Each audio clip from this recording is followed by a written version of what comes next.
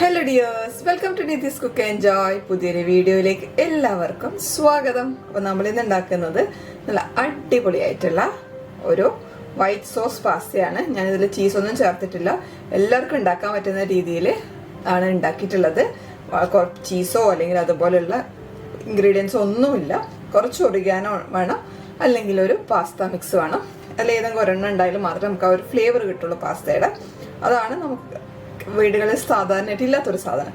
ബാക്കിയൊക്കെ നമുക്ക് സ്ഥിരമായിട്ട് വീട്ടിലുണ്ടാകുന്ന സാധനങ്ങൾ മാത്രമേ ഉള്ളൂ. പാല്, മൈദ, ക്യാരറ്റ്, ക്യാപ്സിക്കം ഇതൊക്കെ എടുത്തിട്ടുള്ളൂ. അപ്പോൾ എല്ലാവരും ഇതൊന്ന് ട്രൈ ചെയ്ത് നോക്കണം. അതുപോലെ തന്നെ ഞാനിവിടെ ഫ്യൂസ്ലി തന്നെയാണ് അത് പ്രൊണൗൺസ് ചെയ്യാൻ എനിക്കറിയില്ല കേട്ടോ. ആ പാസ്തയാണ് എടുത്തിട്ടുള്ളത്. നിങ്ങൾക്ക് ഏത് ടൈപ്പ് ഓഫ് പാസ്ത വേണമെങ്കിലും എടുക്കാം. സ്പെഗറ്റി വേണമെങ്കിൽ അതും എടുക്കാം.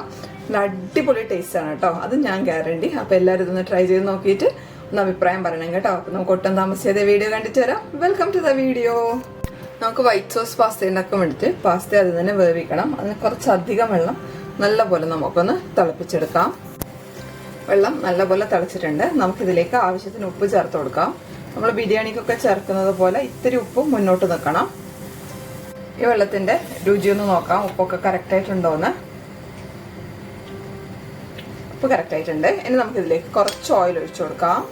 ഇതിലേക്ക് 1 ടേബിൾ സ്പൂൺ ഓയിൽ ഒഴിച്ചു കൊടുക്കാം. ഞാൻ സൺഫ്ലവർ ഓയിലാണ് ഒഴിച്ചത്.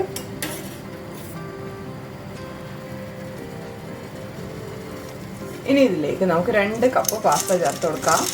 നിങ്ങളുടെ കയ്യിൽ ഏത് പാസ്തയാണുള്ളത് അത് ചേർത്ത് കൊടുക്കാം. ഇനി ഒരു 10 മിനിറ്റ് നല്ലപോലെ ഒന്ന് വെന്ത് വരട്ടെ. 10 മിനിറ്റ് ആകുമ്പോഴേക്കും ഇതൊരു 80% വെന്തിട്ടുണ്ടാവും. ഒന്ന് ഇളക്കി കൊടുക്കാം. 10 മിനിറ്റ് നമുക്ക് ടൈമർ വെച്ചോളൂ. 1-2 മിനിറ്റ് കൂടുമ്പോൾ ഒന്ന് ഇളക്കി കൊടുക്കാൻ മറന്നു പോരുത്, അല്ലെങ്കിൽ ഇത് അടിയിൽ പോയിട്ട് അടിയിൽ പിടിക്കും. അപ്പോൾ നമ്മുടെ പാസ്ത വേഗം വെച്ചിട്ട് 10 മിനിറ്റ് ആയിട്ടുണ്ട്. നമുക്ക് തീ ഓഫ് ചെയ്തിട്ട് ഇതിൽ നിന്ന് ഊറ്റി മാറ്റാം.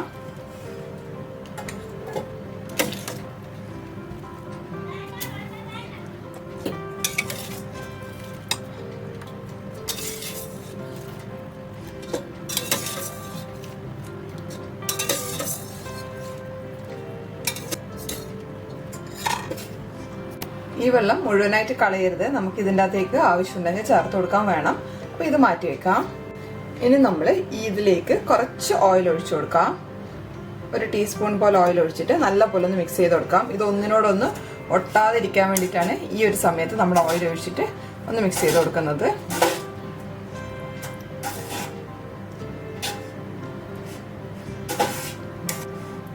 ഇതൊന്ന് നമുക്ക് മാറ്റി വെക്കാം. നമുക്കൊരു പാത്രം ചൂടാക്കാൻ വെക്കാം. അതിലേക്ക് ഒരു 1-1.5 ടേബിൾ സ്പൂൺ പോലെ ബട്ടർ ചേർത്ത് കൊടുക്കാം. ബട്ടർ ഒന്ന് മെൽറ്റ് ആവട്ടെ. ബട്ടർ ഒന്ന് ലൈറ്റായിട്ട് ഉരുകി വരുന്നുണ്ട്. അധികം നമ്മൾ മെൽറ്റ് ആവാൻ വേണ്ടി വെയിറ്റ് ചെയ്യരുത്, ബട്ടർ കരിഞ്ഞു പോവും. നമുക്കിതിലേക്ക് 2 ഗാർലിക്കാണ്. ഇത് വലിയ ഗാർലിക് ആയതുകൊണ്ട് 2 എടുത്തിട്ടുള്ളൂ. നിങ്ങളുടെ കയ്യിൽ ചെറുതാണെങ്കിൽ ഒരു 4-5 എടുക്കാം. ചെറുതായി അരിഞ്ഞത് ചേർത്തിട്ട് നമുക്ക് നല്ലപോലെ ഒന്ന് വഴറ്റി കൊടുക്കാം. ഗാർലിക്ക് ഹൈ ഫ്ലെയിമിൽ തന്നെയാണ് വഴറ്റിയെടുക്കുന്നത്. ചെറുതായിട്ടൊന്ന് കളർ മാറി തുടങ്ങുമ്പോൾ നമുക്കതിലേക്ക് 1/4 കപ്പ് സവാള അരിഞ്ഞത് ചേർത്ത് കൊടുക്കാം.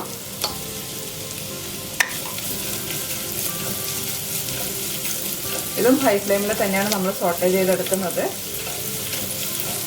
ഒന്ന് ലൈറ്റായിട്ടൊന്ന് വാടിയാൽ മതി, ഒന്ന് സോഫ്റ്റ് ആയാൽ മതി സവാള ഒന്ന് സോഫ്റ്റ് ആയിട്ടുണ്ട്. ഇനി നമുക്കിതിലേക്ക് ക്യാരറ്റും ക്യാപ്സിക്കവും ചേർത്ത് കൊടുക്കാം. അതും 1/4 കപ്പ് വീതം ചേർത്താൽ മതി. 1/4 കപ്പ് ക്യാരറ്റ്, 1/4 കപ്പ് ക്യാപ്സിക്കം. ഇതുമൊന്ന് നല്ലപോലെ ഒന്ന് വഴറ്റിയെടുക്കാം. ഹൈ ഫ്ലെയിമിൽ തന്നെയാണ് നമ്മൾ വഴറ്റുന്നത്. ഒരു 30 സെക്കൻഡ് മുതൽ 1 മിനിറ്റ് വരെ ഒന്ന് വഴറ്റിയാൽ മതി.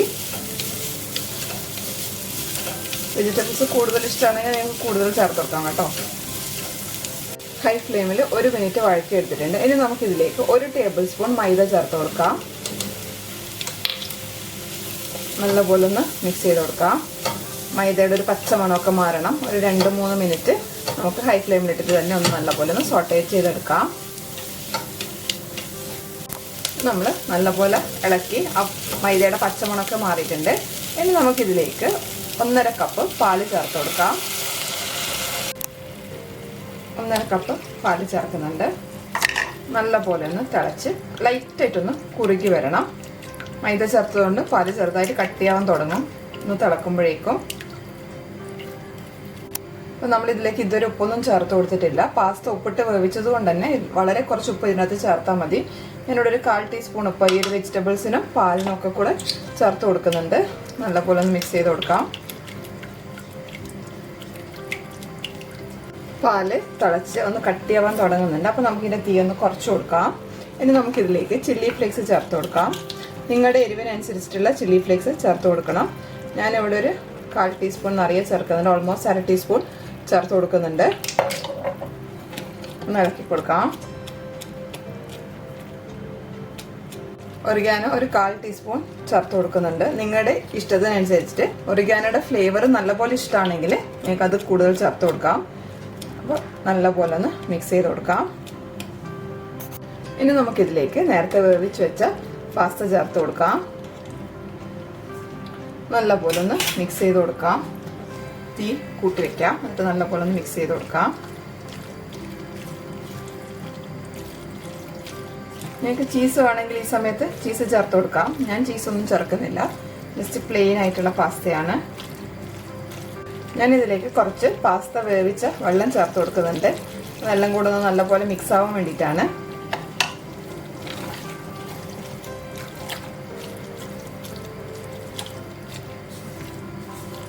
ഇതിൽ ഒറിഗാനോയുടെ ഫ്ലേവർ നല്ലപോലെ കുറവാണ്. അപ്പോൾ ഞാൻ കുറച്ചുകൂടെ ഒരു 1/4 ടീസ്പൂൺ കൂടെ ഒറിഗാനോ ചേർത്ത് കൊടുക്കുന്നുണ്ട്. നമുക്കൊന്ന് നല്ലപോലെ മിക്സ് ചെയ്ത് കൊടുക്കാം. ഇനി നമുക്ക് തീ ലോ ഫ്ലെയിമിലാക്കിയിട്ട് കുറച്ച് കുരുമുളക് പൊടി ചേർത്തിട്ട് ഒന്ന് മിക്സ് ചെയ്തിട്ട്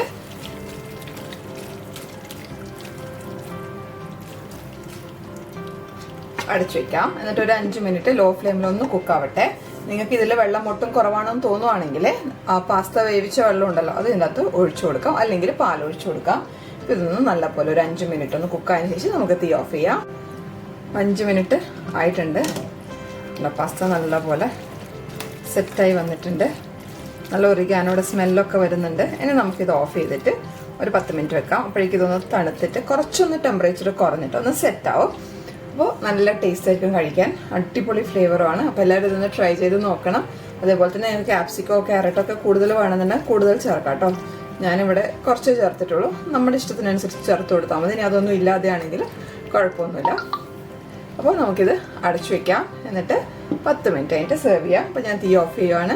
അപ്പോൾ ഇത് 10 മിനിറ്റ് ആയിട്ടുണ്ട്. നമുക്ക് നോക്കാം. നല്ല സൂപ്പറായിട്ടുള്ള പാസ്ത റെഡി ആയിട്ടുണ്ട്. നിങ്ങൾക്കിത് ഭയങ്കരമായിട്ട് കട്ടിയായി പോയെന്ന് തോന്നുവാണെങ്കിൽ ഒന്നുകിൽ പാല് തിളപ്പിച്ചിട്ട് ഇതിലൊഴിക്കാം, അല്ലെങ്കിൽ നമ്മൾ ആ സോസ് ഉണ്ടാക്കിയ പോലെ തന്നെ കുറച്ച് മൈദ ഒന്ന് ബട്ടറിൽ സോട്ട് ചെയ്തിട്ട് പാല് കൂടി ഒഴിച്ചിട്ട് ഒന്ന് കുറുക്കിയിട്ട് ബാച്ച്മാൻ സോസ് ആക്കിയിട്ട് ഇതിൻ്റെ അകത്തോട്ടേക്ക് ഒഴിച്ചു കൊടുക്കാം. അല്ലെങ്കിൽ നമ്മൾ പാസ്ത കുക്ക് ചെയ്ത വെള്ളം ഉണ്ടല്ലോ അത് ചേർക്കാൻ സൂക്ഷിക്കണം. കാരണം നമ്മൾ ഉപ്പ് ചേർത്തിട്ടാണ് പാസ്ത വേവിച്ചിട്ടുള്ളത്. അപ്പോൾ ഇതിൻ്റെ ഉപ്പ് കൂടി പോകാൻ ചാൻസ് ഉണ്ട്. അപ്പോൾ അതൊന്ന് ശ്രദ്ധിക്കണം. അപ്പോൾ നമ്മൾ അടിപൊളിയായിട്ടുള്ള പാസ്ത റെഡി ആയിട്ടുണ്ട്. അപ്പോൾ എല്ലാവരും ഇതൊന്ന് ട്രൈ ചെയ്ത് നോക്കണം. എന്നിട്ട് നിങ്ങളുടെ ഫീഡ്ബാക്ക് ഒന്ന് കമൻറ്റ് ചെയ്യണേ. അപ്പോൾ നമുക്ക് അടുത്ത വീഡിയോ ആയിട്ട് വീണ്ടും കാണാം. അതുവരേക്കും എല്ലാവർക്കും നന്ദി, നമസ്കാരം. Thank you for watching. Bye. എല്ലാവരും ഹാപ്പി ആയിട്ടിരിക്കോ, ഹെൽത്തി ആയിട്ടിരിക്കോ. അപ്പോൾ വീഡിയോ ഇഷ്ടപ്പെടുവാണെങ്കിൽ ഷെയർ ചെയ്യാൻ മറക്കരുതേ.